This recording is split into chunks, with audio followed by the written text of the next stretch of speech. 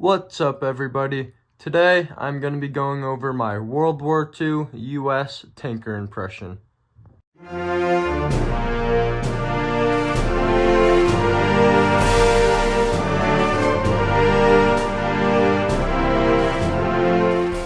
So specifically, this is the impression of a U.S. tank crew member in the 3rd Armored Division during World War II. So from Normandy about till before the Battle of the Bulge. So when the 3rd Armored Division landed in Normandy on June 28th, a few weeks after D-Day, and then made their way into combat. This is the 3rd Armored Division impression. It's still a work in progress. I still have some things to get, like unit patches and just some other various things, but let's get right into it. Starting off over here with the uniforms, I have the tanker jacket. This is the 2nd model tanker jacket with the slit pockets rather than the patch pockets like the 1st model has. The 1st model was introduced in early 1941, and in late 1941 they began to rethink and add the slash pockets. So early 1942 they started issuing the slash pockets, and you see the first pattern with the patch pockets a little bit in North Africa, but in Europe you really only see this. So if you're doing a tanker impression or just using a tanker jacket in Europe, you're going to want to have the 2nd model. This is a reproduction here from at the front. This jacket is a great reproduction. It is the wool lined, not the fleece lined. I've seen some people say that the fleece kind of gets built up and like gets little balls in it, if that makes sense. So I went with the wool lined, and it's an amazing jacket. I love it. I totally recommend it. It is just perfect. So that is the tanker jacket. If you would like me to do a review on this jacket and go into more detail, let me know in the comments and I will do so. But moving on, under it I have a pair of HBT coveralls. These are original, and you can see the coveralls from Normandy until it starts getting a little cooler in Europe. Then you see the wools, the M37 wool shirt and the M37 wool trousers. These both here are original.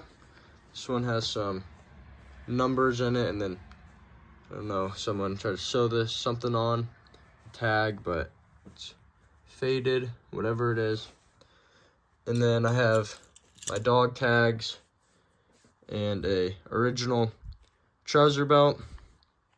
So those are the main uniforms for the impression. But moving on down here to underwear, I have a pair of reproduction skivvies or boxers made by at the front, and then I just have a pair of wool socks, and then up here I have a OD tank top. Next, for footwear, I have a pair of SM Wholesale rough out boots that I have recently dubbed, and then over here I just have a pair of original U.S. Army leggings. And then next, I have just a pair of leather gloves right here. Next, moving on to web gear, here is an original pistol belt. And on the pistol belt, I have an original Carlisle bandage dated 1942 with the tin inside. And then over here, I have a canteen with original canteen cover dated 1942 and original canteen and cup inside. A couple more things I need to get are a 1911 mag pouch. I'll probably look for an original just to keep this web gear all original.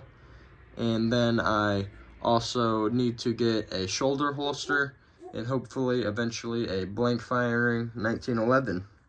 But anyways, moving on, up here I have an original Musette bag. This Musette bag is dated 1942. And you can see a lot of vehicle crewmen, such as tankers, with Musette bags just to carry their personal items. You see it a lot of times slouched over the side of tanks and hanging from the side of tanks.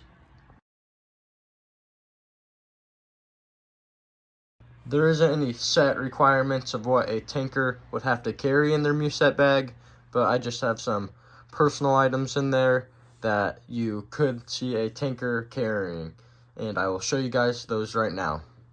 Here is what I pack in my Musette bag.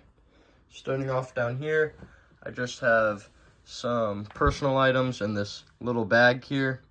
I have some shaving cream, some toothpaste, a shaving brush, a sewing kit, a shaving kit, a toothbrush, and a comb and a shaving mirror.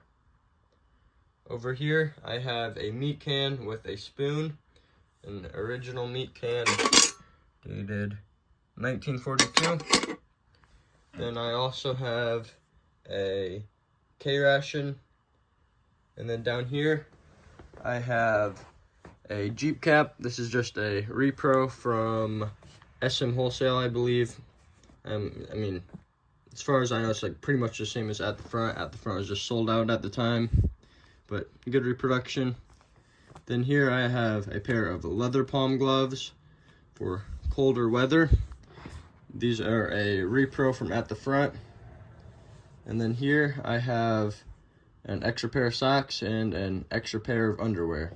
So that is just some of the items you might see a tanker packing in his Musette bag. Of course, they could have carried other things, or maybe they didn't carry some of these things, like maybe the meat can. So that's just an example and what I personally carry in it. Next, I just have some pocket items. Here I have some little overseas style books that would have been issued to soldiers overseas.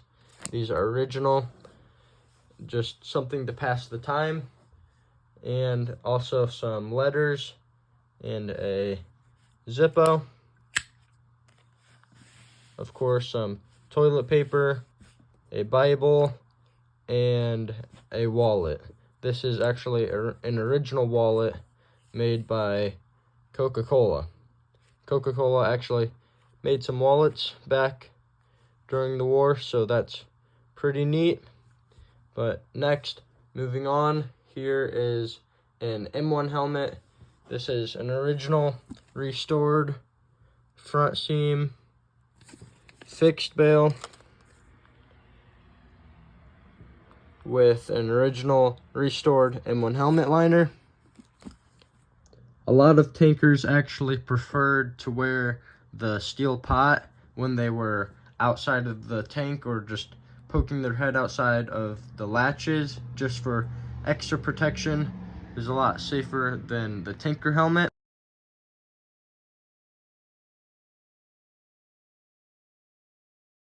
But with that being said, moving on here to the tanker helmet. This is a reproduction tanker helmet from at the front. It is a quality reproduction. I really like it, and I have a review over it on my channel, so make sure to go check that out. And on the tanker helmet, I have a pair of original eye shields. You can see Polaroid goggles also, but here I have a pair of eye shields. You could see these used a little bit on tankers during the war.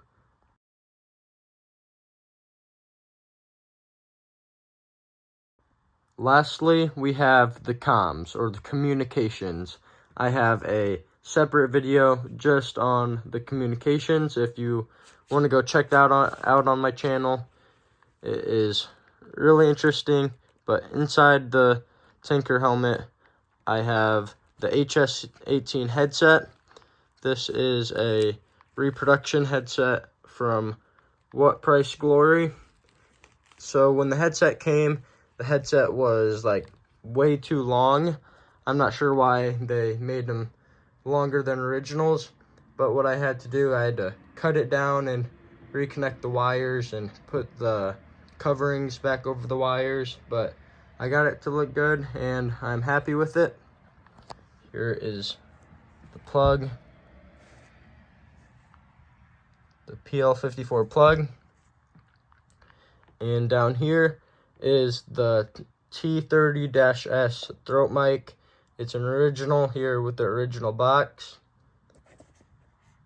and here is the plug-in, and what would connect to the PL54 plug on the HS18 headset is the extension cord. The name of this extension cord is the CD307 extension cord. It has on this side, which would plug into the PL54 plug, is the JK26 plug-in, and then on this side, which would plug into the radio and the tank, is the PL55.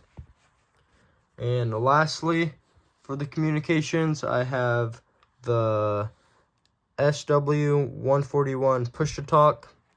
This is an original, same with the extension cord, although the leather neck strap is a reproduction. Here it has the PL68 plug-in, which is this long cord which would plug into the radio inside the tank.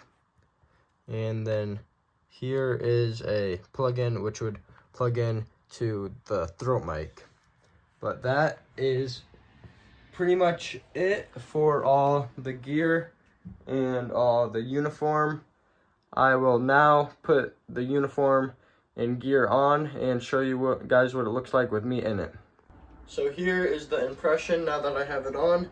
You can see I have the HBT coveralls under the Tinker jacket, and I have the Tinker helmet with the eye shields, as well as all the comms I have on. I have the push-to-talk here connected to the throat mic, and then I have this cord just running down into my pocket, and then connected to the headset I have the extension cord, which is also running into my pocket because I don't have a radio. The radio would be inside the tank, which is what this cord and this cord would connect to. But yeah, that pretty much sums up the video. This is my third armored tanker impression.